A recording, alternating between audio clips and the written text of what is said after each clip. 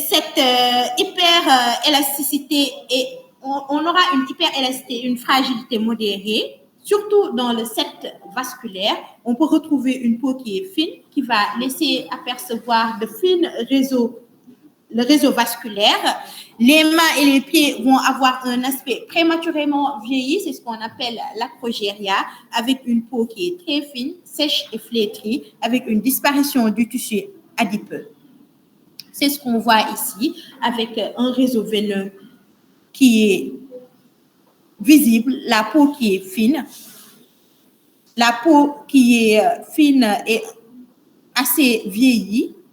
Chez cet enfant également, avec le réseau vasculaire qui est visible, un faciès d'acrogéria, un visage vieux. Donc, d'autres signes cutanés sont possibles en dehors de ces signes, de cette peau fine, réseau vasculaire particulièrement visible, peau extensible, très élastique, qui revient cependant à la normale, donc très élastique lorsqu'on l'étire, tel que ce qu'on a décrit des tumeurs molluscoïdes, c'est de petites tumeurs en regard des articulations, les lésions papuleuses pseudoxanthomateuses, des grains nodulaires sous-cutanés, mais c'est assez rare. Les patients qui ont un syndrome d'Ehlers-Danlos, surtout dans le type vasculaire, peuvent avoir un visage assez particulier, avec un faciès qui est fragile, sérieux, un nez pincé, des yeux proéminents, des oreilles sans lobe, des lèvres fines, un petit menton, un aspect émacié des joues, vraiment qui traduit une vieillesse prématurée de l'enfant. Après cette hyperélasticité cutanée, on va avoir l'hyperlaxité ou l'hypermobilité articulaire. Ceci est tellement remarquable.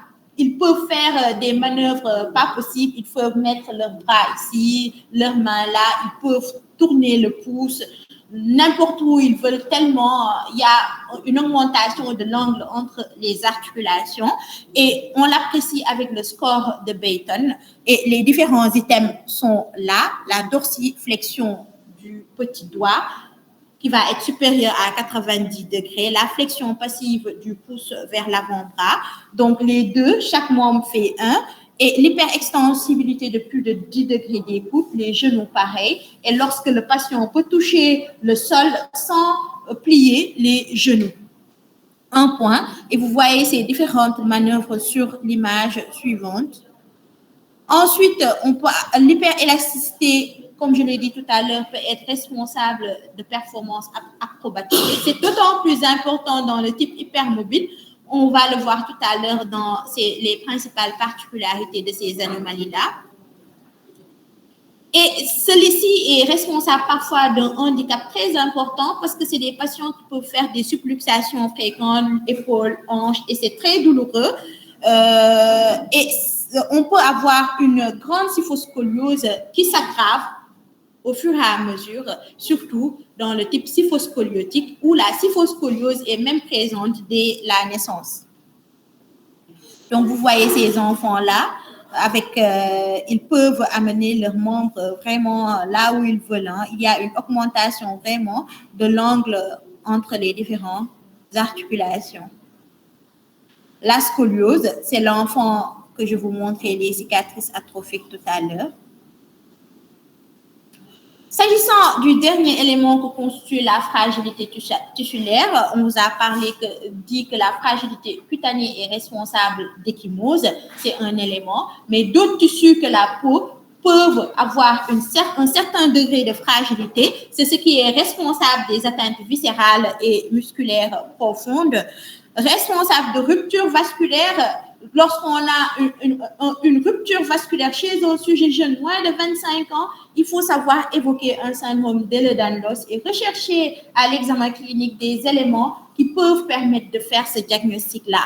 D'autant plus qu'on retrouve dans les antécédents de ce sujet jeune des hémorragies à répétition, des ruptures vasculaires qui ont nécessité des chirurgies répétées. Donc, c'est vraiment une complication assez vitale En général, la médiane de durée de vie de ces patients, c'est vers 48 ans. Et ces complications vasculaires sont d'autant plus importantes qu'il s'agit d'un syndrome de Ehlers-Danlos de type vasculaire. On peut avoir des accidents aigus graves, rapidement mortels, tels que la rupture de l'aorte, qui est mortelle en quelques minutes. C'est un gros vaisseau, l'aorte. La dissection des artères vertébrales ou carotides, vraiment, l'atteinte des gros vaisseaux, c'est mortel rapidement. On peut avoir des fistules carotido-caverneuses responsables d'exophtalmie pulsative. Ça me rappelle le cas d'un patient qu'on suivait pour un phénotype Ehlers-Danlos, mais qui faisait une exophtalmie unilatérale. On ne savait pas ça venait d'où. L'ophtalmo l'a vu, on a évoqué plein de choses, mais on a recherché, mais le patient n'a jamais fait de scanner pour justement objectiver cette fistule carotido-caverneuse parce qu'il n'avait pas les moyens. Et pourtant, c'est vraiment décrit. Ehlers-Danlos qui fait une exophtalmie unilatérale, il faut vraiment une exophtalmie, il faut vraiment, et alors qu'il a fait tout le bilan endocrinien, exophtalmie, il fait tout le bilan endocrinien, base d'eau et autres, grosses hormones et autres, parce qu'il avait une grande taille, pour dire que peut-être c'est nous qui rendons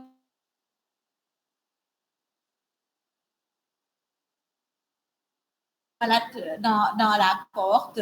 Quand les endocrinos ont fait tout ce bilan-là et qu'on n'a rien vu et qu'on l'a diagnostiqué Ehlers-Danlos, il faisait cette complication. Donc voilà, ces patients avec le réseau veineux qui est visible dans un set vasculaire, des cicatrices de chirurgie répétées, traduisant de la fragilité tissulaire, principalement des